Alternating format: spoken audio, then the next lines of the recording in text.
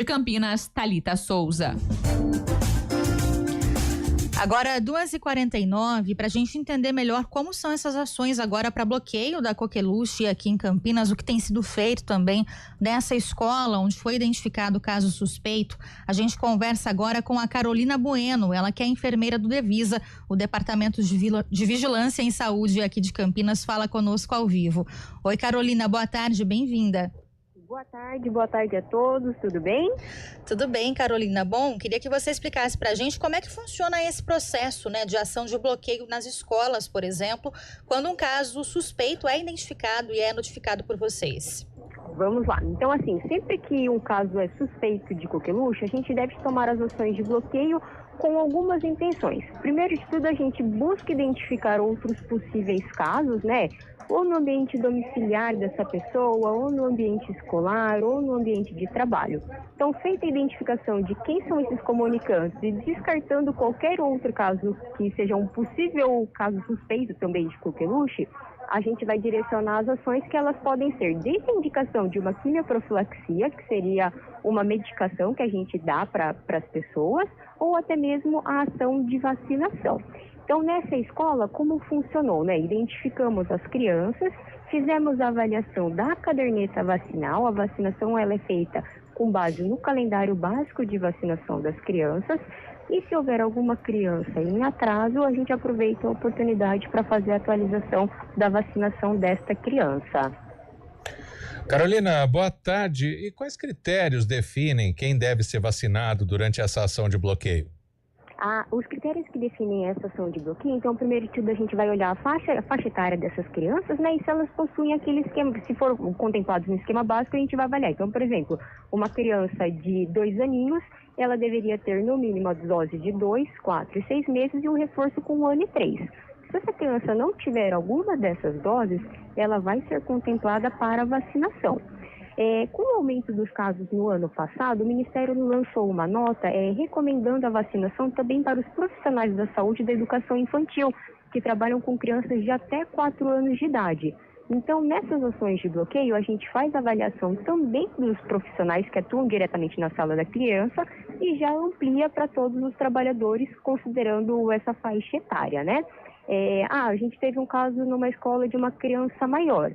Então, a depender da faixa etária dessa criança, a gente vai buscar identificar se tem alguma profissional gestante, ou se até mesmo tem algum outro aluno contato que esteja gestante, ou se tem alguma pessoa com um risco muito grave de adoecer, com comprometimento imunológico grave, alguma doença crônica grave, que também pode ser feita a indicação dessa vacina. E a princípio é isso. Então, assim, seria pela faixa etária para os pequenininhos e para os maiores seriam a partir de doenças básicas, de doenças crônicas que ele possa vir a ter com uma recomendação especial de vacinação. Carolina, nessa creche onde esse caso suspeito foi identificado, vocês aguardam ainda, inclusive, né, o resultado aí dos exames dessa criança de 2 anos que já se recuperou, né? Mas nessa creche específica, o monitoramento ele continua sendo feito pela saúde, né? Por que isso acontece? Existe uma possibilidade, por exemplo, de alguém contaminado demorar para manifestar sintomas e aí precisa de alguma ação? Como é que funciona esse monitoramento que é feito, né, com as pessoas aí da creche?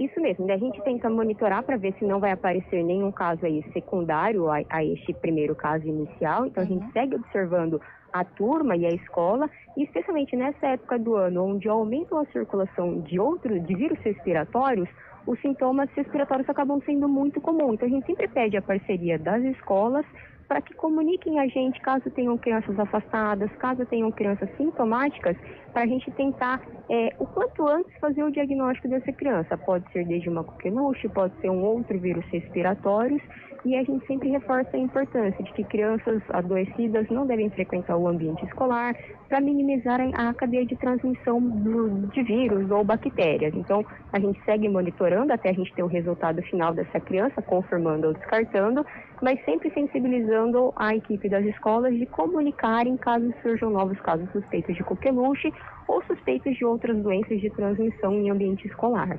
Já que você citou outras doenças, Carolina, a vacina pentavalente, por exemplo, previne todas elas. Ela previne, né, difteria. A pentavalente ela previne contra a difteria, o tétano, a coqueluche, a hemófilos influenza e a hepatite.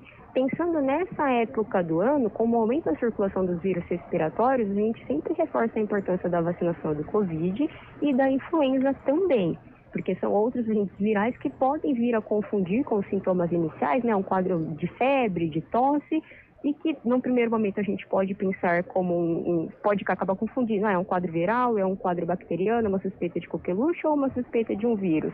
Então, a gente sempre reforça que as crianças em ambiente escolar devem estar com os esquemas de vacinação sempre atualizados e crianças adoecidas devem sempre ser avaliadas e evitar esse contato em ambiente escolar.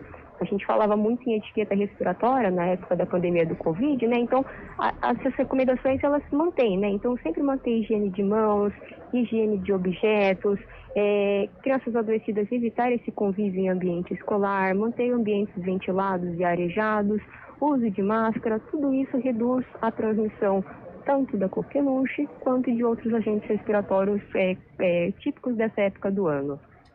Até citando essa questão da pandemia, né, Carolina, que você citou também, a gente analisando os últimos anos, né, pegando os anos da pandemia, de 2020 para 2023, por exemplo, a gente teve uma queda aí dos casos de coqueluche em Campinas, né, em 2020, 3 casos, aí 21, um caso, em 2022, nenhum caso, e aí em 2023, um caso identificado. No ano passado, esse número saltou para 108 casos confirmados, né?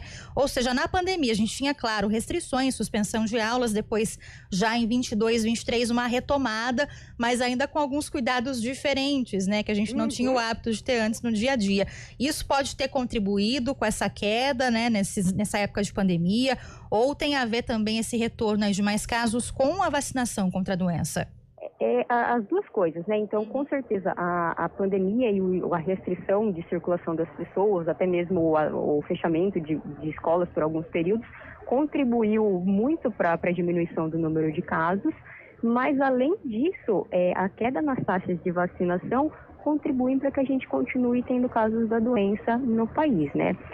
Para além disso, a gente percebeu um aumento global dos casos de coqueluche. Então, isso também sensibilizou os profissionais a pensarem cada vez mais em coqueluche e a fazerem a investigação e a testagem. Então, quando a gente tem uma sensibilização das equipes e acabam suspeitando mais, a gente, consequentemente, acaba tendo mais casos positivos também, né? Especialmente nas pessoas que já foram vacinadas durante a infância, a coqueluche, muitas vezes, ela vem com um quadro um pouco mais frustro.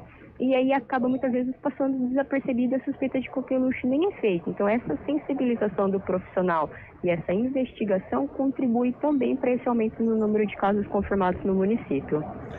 Carolina, agora, quais orientações, né, o Devisa oferece aos pais de crianças aí que estão na escola, né, sobre vacinação e a prevenção da coqueluche?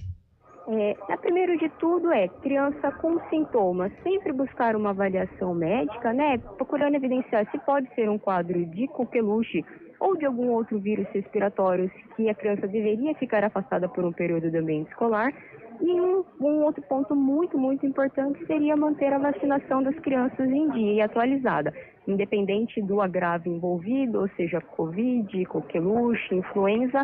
Manter um calendário vacinal atualizado contribui muito para a diminuição dos casos e principalmente para o agravamento da coqueluche, né? Só reforçando sobre a vacinação, né, Carolina, tem grupos específicos para vacinação contra a coqueluche? Para quem que ela está disponível hoje, né? Quem pode procurar aí pela vacinação nos centros de saúde hoje?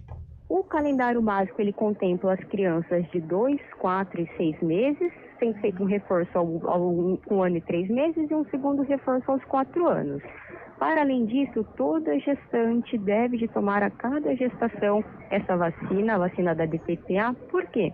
Porque ela vai gerar uma imunidade para o bebê dela até essa criança começar a receber a vacininha dele com 2 meses. Então, é de fundamental importância que toda gestante seja vacinada durante a gestação. Se ela ficar gestante esse ano seguinte, novamente, ela deve de tomar uma nova vacina, porque ela visa a proteção do bebê, que é quem mais tem chance de agravamento, né?